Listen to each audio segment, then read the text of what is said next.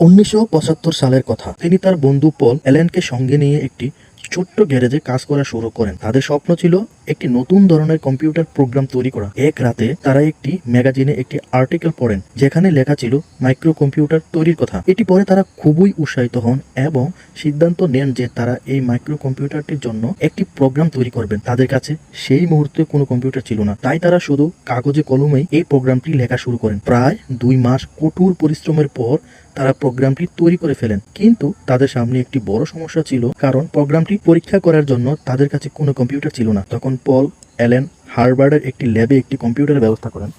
প্রোগ্রামটি পরীক্ষা করার পর দেখা গেল যে সেটি কাজ করছে না। প্রোগ্রামটিতে কিছু ত্রুটি ছিল। তারা হতাশ না হয়ে আবার নতুন করে কাজ শুরু করেন।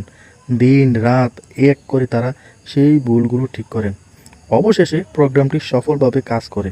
এই সাফল্য তাদেরকে এতটাই অনুপ্রাণিত করে যে তারা হার্ভার্ড ছেড়ে দেন এবং মাইক্রোসফট নামে একটি কোম্পানি প্রতিষ্ঠান করেন।